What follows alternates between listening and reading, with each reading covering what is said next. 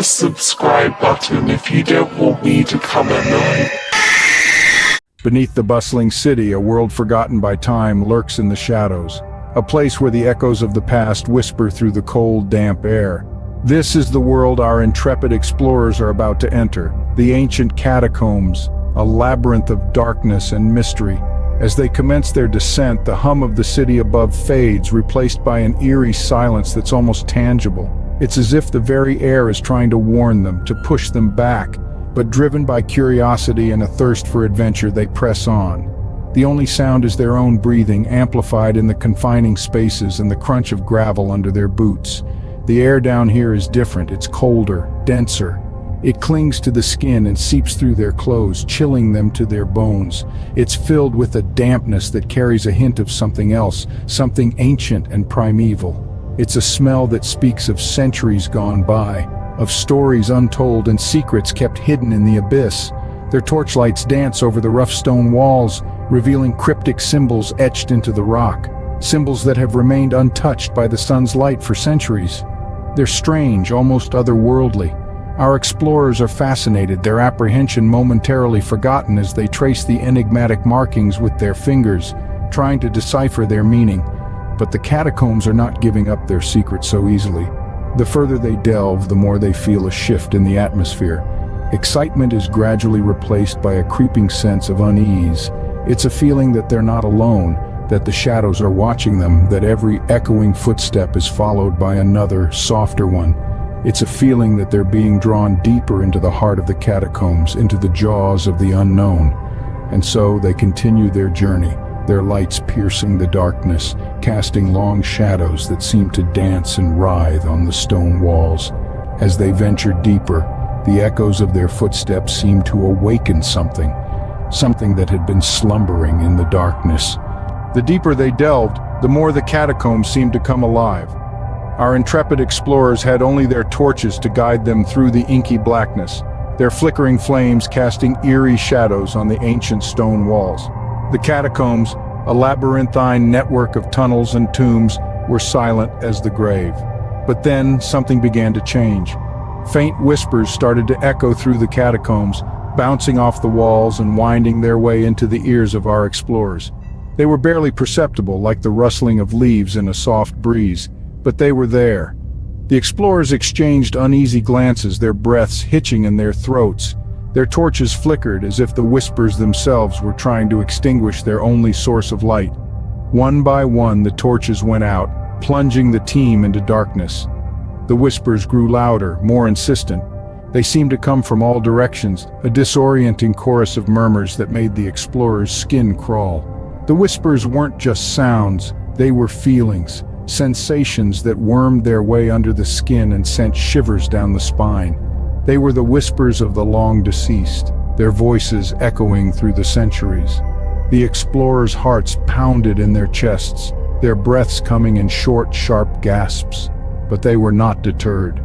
They were explorers after all, and they were determined to press on to uncover the secrets of the catacombs. They relit their torches, their flames casting long, dancing shadows on the walls. The whispers continued, but they were background noise now, just another part of the catacombs' eerie symphony. The explorers pressed on, delving deeper into the heart of the catacombs. The whispers grew louder, more distinct. They weren't just whispers anymore, they were voices. And as the explorers ventured further into the depths, the voices became more desperate, more frantic. The whispers had turned into screams. What were once whispers became voices, and what were once voices became screams. In the heart of the catacombs, the explorers made a chilling discovery. Deep within the labyrinthine tunnels, they stumbled upon the remains of the long-deceased. Skeletons, still adorned in the tattered remnants of ancient garb, lay scattered as if frozen in time. The air, heavy with the stench of centuries-old decay, seemed to hum with an eerie, spectral energy. The explorers, seasoned in their field, could not shake off the frigid tendrils of fear that began to creep up their spines. The catacombs were more than just a burial ground, they were a mausoleum, a testament to lives once lived and lost in time. It was as if each bone, each skull held a story waiting to be told, a secret yearning to be heard. As they ventured further, the walls seemed to close in. Shadows danced in the flickering torchlight, casting grotesque shapes that seemed almost humanoid. The explorers began to hear whispers, faint and distorted like echoes from another realm. The whispers grew louder, morphed into moans, and then into a chorus of ethereal voices, a symphony of the restless dead. The explorers, now gripped by a primal fear, debated whether to press on or retreat. Some argued that they had come too far to turn back, that the secrets of the catacombs were within reach. Others insisted that they were intruding upon sacred ground, that they had disturbed the spirits who dwelled within these ancient halls. As they argued, the spectral voices grew louder, more insistent. A chill wind blew through the catacombs, extinguishing their torches. In the sudden, impenetrable darkness, the explorers felt an unseen presence among them. It was a sensation of being watched, of being surrounded by unseen entities. Their breaths hitched, hearts pounded like war drums in their chests. The explorers were no longer just visitors in these catacombs. They were trespassers, interlopers in a realm that belonged to the dead. As the whispers swelled into a cacophony of ghostly voices, the explorers could no longer deny the chilling truth. As the spirits grew restless, the explorers realized they were not alone in the catacombs. The catacombs had one final horror to unleash on the explorers. In the depths of the catacombs, where the air was as cold as a winter's night and as stale as a forgotten tomb, the explorers stumbled upon an apparition. This was no fleeting shadow, no trick of the dim torchlight. It was a spectral figure, as real as the chill that ran down their spines. Its form was vaguely human, but the details were shrouded in a ghastly glow. The apparition bore a message, a warning delivered in a voice that was more a feeling than a sound.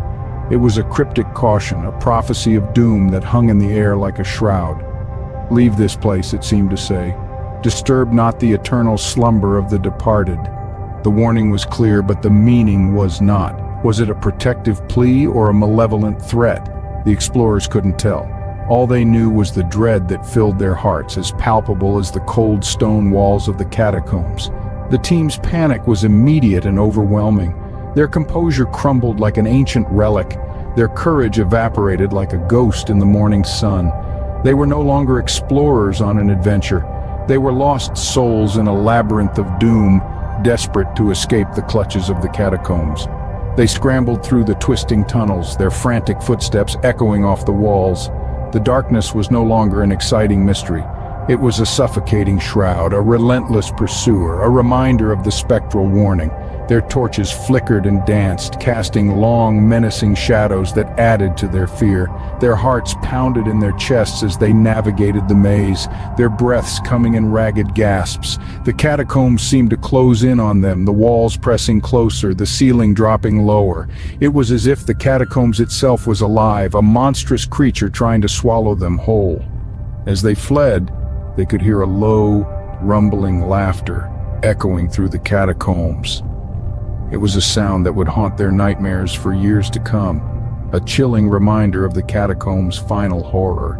With the laughter of the dead echoing in their ears, the explorers saw a glimmer of hope, a sliver of moonlight piercing the oppressive darkness, a beacon guiding them towards salvation. Their hearts pounded in their chests like the drums of doom, each beat a thunderous reminder of the hellish labyrinth they were desperate to escape. Their legs ached, muscles screamed in protest, but fear was a powerful motivator. It whipped them onward, driving them to scramble over jagged rocks and stumble through narrow passages, the catacombs' chilly breath nipping at their heels. The chilling laughter of the dead seemed to follow them, a grim chorus to their desperate dance with the unknown. Emerging from the catacombs, they gasped for the fresh air, their lungs rejoicing at the taste of freedom. The night sky, once a canvas of darkness, now seemed like a comforting blanket shielding them from the horror they had left behind. But the relief was temporary. The haunting images of the catacombs, the strange symbols, the unsettling whispers, they clung to their minds like a shroud. The laughter of the restless spirits echoed in their ears, a chilling reminder of their close encounter with the supernatural. They vowed then and there, under the watchful gaze of the moon, never to return to the catacombs. The secrets of the ancient labyrinth would remain undisturbed, the mysteries unsolved. They would carry the memories of this nightmarish expedition with them, an indelible mark on their souls. Yet, as they moved further away from the accursed catacombs, A lingering fear clung to them. The shadows seemed to dance a little too merrily. The wind whispered a little too eerily. They were free, but the catacombs had left a scar, a haunting echo of their brush with the supernatural. But as they left the catacombs behind, they couldn't shake the feeling that they were being watched, and that something had followed them out. Hit the subscribe button if you don't want me to come at night.